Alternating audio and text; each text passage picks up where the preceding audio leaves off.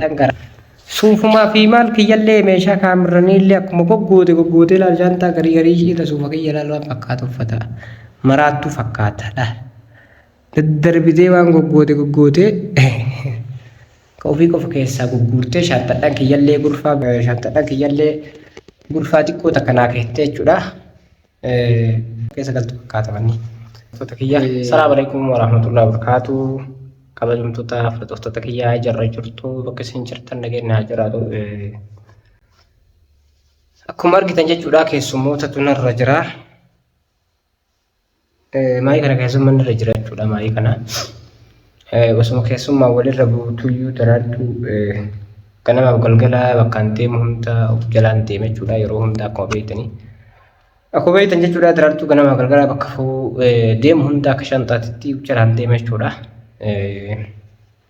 Mana taa'uun baranne jechuudha magaalaan isiilleen biyya haarawaa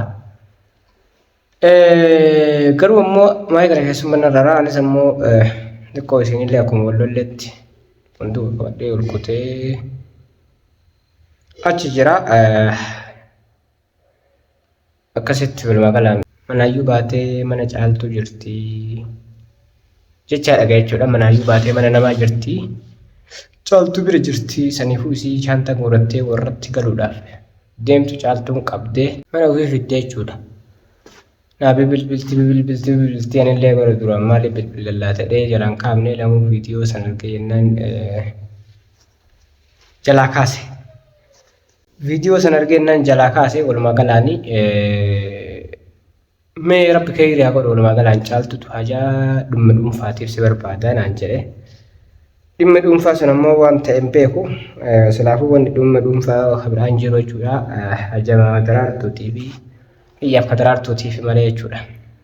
Daraartuun ammoo waan biraa haasofti wanni isiin haasoftu Mustafaan fuudhuudhaaf qophaa'ee nanta biraa argatee jennaan nagatee jettee jechuudha jettee maqaa nama balleessuun akka nama basiitaa walumaa galaa jechuudha.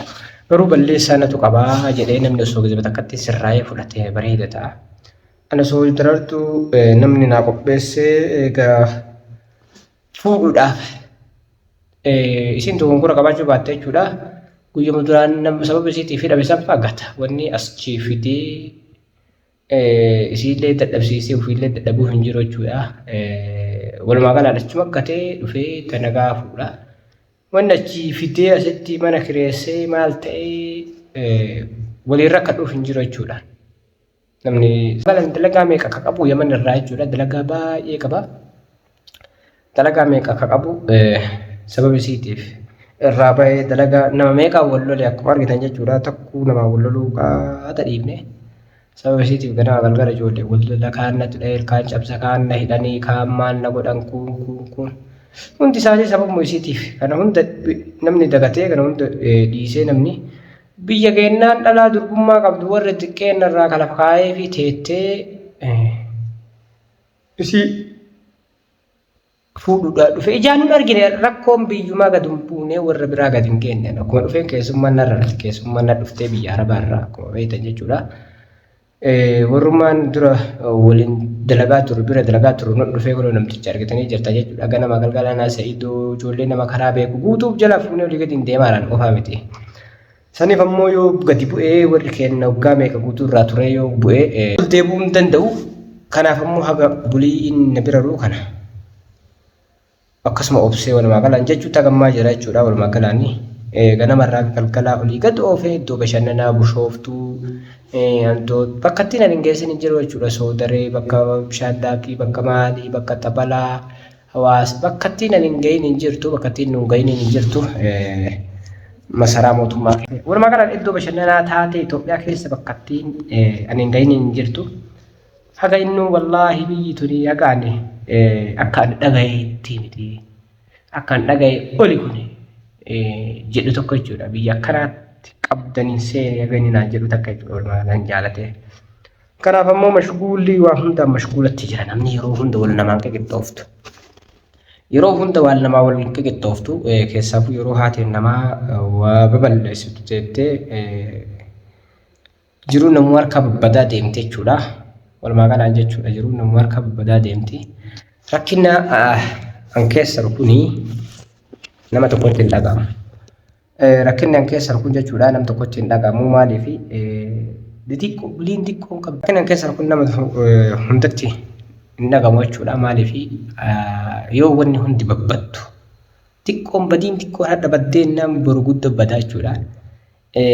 Walumaa gala badiin takka baduun qabdu laa bultii keessatti abbaan manaa haati manaa nama yeroo jaarsa isaa jaarsisii yeroo dooraan itti dhufullee beekuu qaba jechuudha. Yeroo ilmoon irraa baatu miti. Haadha namaa ta nama sattartu silaa ollaa waa dhaga'uun qabu.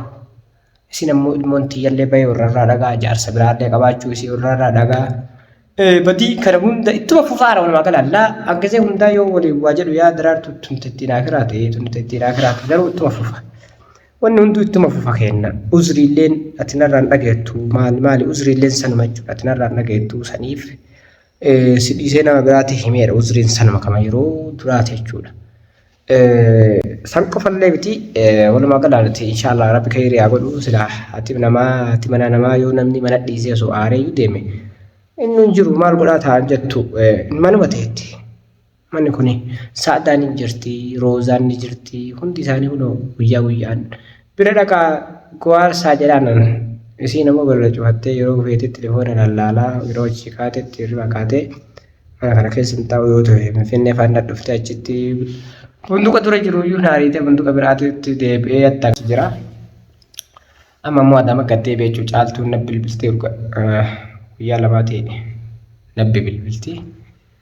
Akkasii gaddeebi'ee buna mana kiyya jira jechuudha. Manni argitan fa'aa akkuma takka hin jijjiiranii meeshaa akkuma tokko meeshaa kiyyattaa shaantaadhaan gara suufumaa fi maal kiyyallee meeshaa kaamiraniillee akkuma goggootee laal shaantaa garii irra suufa kiyya laal waan fakkaatu uffata maraattuu fakkaata. Daddarbitee waan goggootee ka ofii qofa keessaa gurgurtee shaantaadhaan kiyyallee gurfaa xiqqoo takka naa keettee jechuudha. Mana maraattuu keessa galtu fakkaata manni. Tokkoffaa rabbi namaa haa qajeelchu bultiin tun akka fedhatti illee itti hin qajeelfadha namaa qajeeltu garuu ammoo takka qajeeltee namaa deemti malee waa akkana baballeessaa maal ta'a waa hedduu wanni obsaniif ni jira. Micaa'oo tana akkuma beektanii waa hedduu obseef waa hedduu irra dabree fi hattaa nyaataa godhuu maxxansa seenee natti xiin barsiisanii beektanii ganamarraa galgalaatee jechuudha. Nyaata godhuu hin beektu turte yeroo san jechuudha. Anjaarsi isiin itti heerumte jaarsuma akkamii ka duraan nyaatumallee godhuu hin beekni ka taa'ee itti fidu kun akkamii jaarsa wannummaan isin gargar baateef rakkoon kanuma wanni ani na ajaa'ibullee hin jiru. Abbaa feetetti illee heerumtu akkas ka waliin heerumuu caalallee waliin turuudha malee irraa wanni ilaalamu waliin turuudha isii waliin hin turre kana waan ta'eef jechuudha wanni nama ajaa'ibu hin jiru heerumtes baates. Ana immoo kana hundaan deemne xabi'aa immoo isiin naaf fittee dhufte xabi'aa jaarsa isii ka duraanii san waan isiin jette hunda fudhachuu waan ammoo inni dalagu yoo ollaan hundi dhaga'u wanni kullaa mamnu jaartiin ollaa jaarsaa himtu shari'aa irratti illee dhukkamaadha walumaa galaa. Ollaan jaarsa keetii ala gabbee taanaan sadii rabbiitiin kuchisiisedha. Ana immoo raafata godhee fiidhaa. Mishaatu rakkanaa miti qaje balleessammaan kiyya jettee guyyaa takka godhatitti. Situ maal ta'aafi kun balleessaa miti jechuudha. Balleessaan kiyya jettee guyyaa takka sirraatti callisaa maali jechuudha. Akka shari'aatti illee gizee rakkoo shari'aan dhiirri bakka rakkinaatiin nama gatu bakka rakkinaatiin hin ganneen. Dhiirri kenna maashaa Allah dhiirri kenna gizee bal'innaa nama gata maal bal'inna mana qonaa keessa jechuudha mana kireeffadhee dhala takka waliin argine warra kennaa waliin arginan. Isiin ji'uma takka illee na inni attaa mana kireeffadhee osoo xiqqoo ture ji'uma lama ta'ee biyyaa wal fudhee dhalaa babbareedduu argee biyya baadiyyaa gaggalee argadhee isii ari'ee saa fakkaata ammoo dhufee osoo wanni hin ta'in itti yaadee isii ari'ee jechuun waan ganamaa fudhatamuu miti jechuudha. Warrummaa waan akkana dubbatu jechuudha. Warrummaa waan akkana dubbatu waan ganamaa fudhatamuu miti. Ani ammoo osoo ammoo waan akkasii jiraatte maal godhaa fidaayyuu maaluma gochuu fida. Warra keenya duratti bilbilee dhufuu deema akkana ijaaza godhaan eegaa jedhuuni basiixa. Akkuma as ga'een osoo guyyaa takkallee mana olii lattaaf hunduqa jira Addis Ababaa jira viidiyoolee bakka jennu ganama galgala keessanii waraabaaru akka nama kunoo baadiyyaallee dhaqee warra bira dhaqee dhalaa babbareedduu wayii argatee deebi'ee isii ari'ee nama fakkeessa namni keenya. Akkasii miti. Rakkinni daraartuun qabdu walumaa galaanii hedduun jaarsaa abbaa manaatiin akkamitti gargar baati. Maali rakkinni jedhee yeroo baay'ee takka abbaan manaa jaraa rakkinni wayii qabaachuun oolu. Siree rafaa gammachiisuu dhabuun ni malafaa jedhaaniin kun nama waan beekne. Garuu hundi akkasii miti dubartii tana rabbummaan nama haalaaffisu malee cinaachi jaraa jallataadha. Guyyaa guyyaan cinaachi jaraa qajeelaadha. Guyyaa guyyaan jallataa deemaa jedhan. Cinaachi jaraa qajeelaadha. Garuu guyyaa guyyaan jallataa deemaa jedhan. Yoo ammoo ni qajeelchi jettee ni cabaa. Akkuma jallate sanitti ammoo walumaan jiraatan. Garuu ammoo ta'uliin jiraatan sunillee tashariyaan waan tokko waan eebii jaarsisii taate. Sicciiti jaarsisii taate waan mana keessaa ala gadi hin baafne rakkina taate dhiisee kaan taate gadi hin baafne malee tayoo hadha jaarsi uffata nagaa bita jaarsi kiyya akkana jaarsi keetu akkana si godha kiyya akkana na godha jaarsi keetu akkana mee kiyya moola akkasii miti ka jettu dubartiin jechuudha tabultiif deemtu miti ammallee tarcha hin qabdu rakkoo hin qabu jechuudha waan feetan jedhaa rakkoo hin qabu ani nama sammuun tun ajajju nama rabbiin illee sodaatu nama namumti illee qabu nama inshaallah. Mucayyoo tana biyya namaatiyyuu galchee haadha abbaa isii bira galchee biyyaadha abbaa isii bira galchee sirrooftu qajeeltee badii ofii fudhattee sirrooftu malee sirraa'uu baattullee gargaruma nagaa yaada garuu Mustafaa waa argateeti illee miti jechuudha waan takka hin arganne hangaafuma duraa jedhee qajeelteen wajjin deemte ni jiraanna wajjin yoo ammoo deemuu diddee waan sodaadhuuf illee hin jiru wanumaan duraa sodaadhee haga nagayeef waggaa meeqa guutuu taa'eef rakkinna kan namni garii nasiiba babbadee akka tokko ta'u beekaa jechuudha. Namoota hedduu saayiban kiyyarraa yoo haa ta'u yuutubaroota isaa ta'u nama hedduu ilmaan guddisaa jechuudha qabatti jaartiidhaan wal bahee garii namoota jaartiin jalaa fudhatee fa'aa deemtu jira. Namni dhugaansi ammoo waan kana maal ta'e yaa jamaatal ka'e rakkinni uummata hundaa wanoo miidiyaa qabnuuf nu ol kenna akkana ta'e moo kana hundaatu akkanuma dhodhokatee moo namni osoo badii dubartiin balleessitu cal'iseetu akkanumatti akkuma hin arginetti sattareetuma jiraata.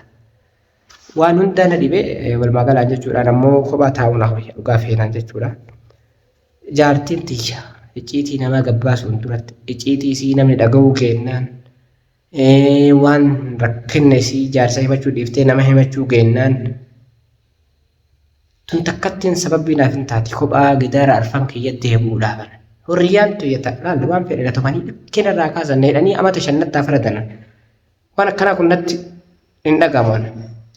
Gammachuun kiyya giseen keessaa nabaddu gisee isii mana keessaa qaqqajeeltee mana keessaa gabbadde jechuudha rabbiin nama manaan tolu rabbiin hundaa haa godhu.